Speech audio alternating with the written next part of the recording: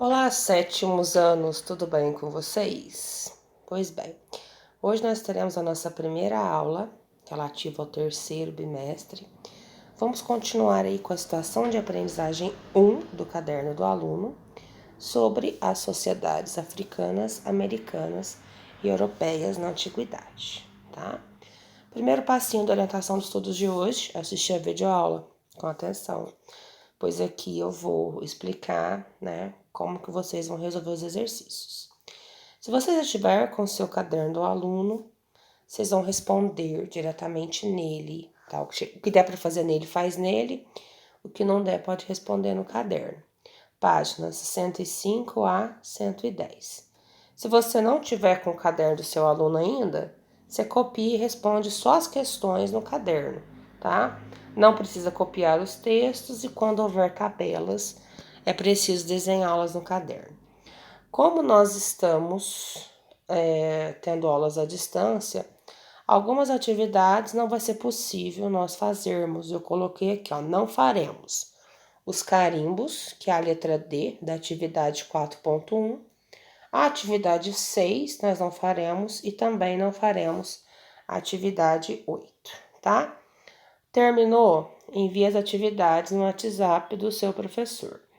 Sétimo ano E para o professor Lucas, sétimo ano D para o professor José e sétimos anos ABC no WhatsApp aqui da professora Luciana, ok?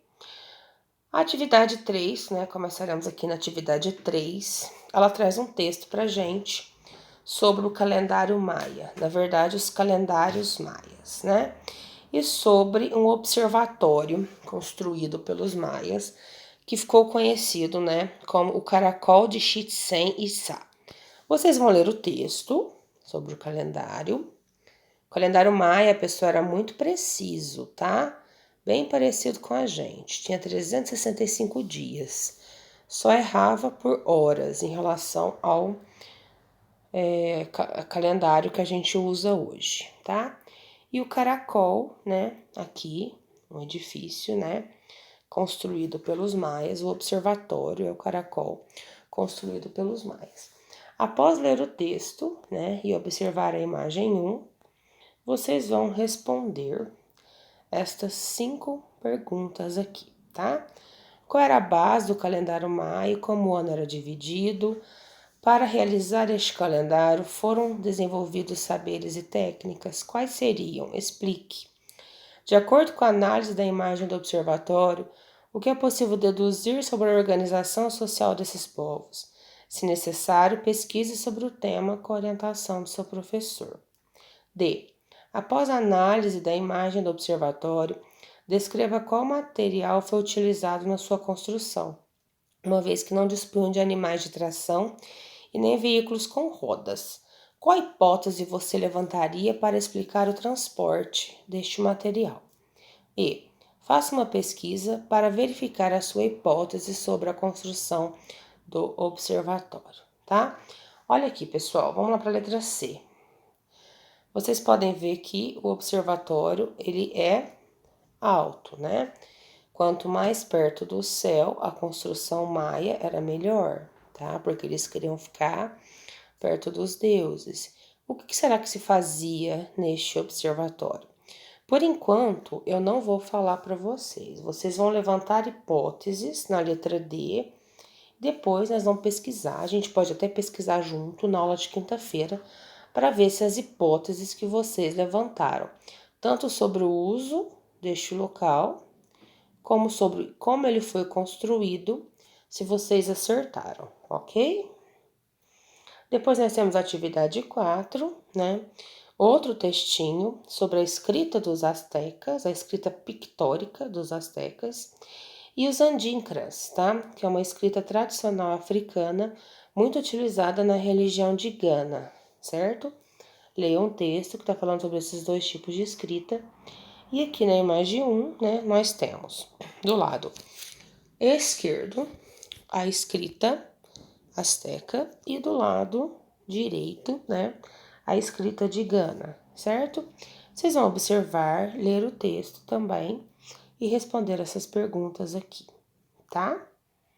Esse aqui que nós não vamos fazer, ó, tá? É o carimbo. A letra D que nós não vamos fazer, tá? Atividade 5. Vocês vão pesquisar sobre a cultura milenar africana. Vocês vão priorizar países como Tanzânia, Botsuana, Gana, Namíbia, Quênia ou Moçambique. Pode escolher um deles, tá? Faz uma pesquisa sobre a cultura milenar deles e escreva um texto no seu caderno, né? Relatando o que vocês descobriram.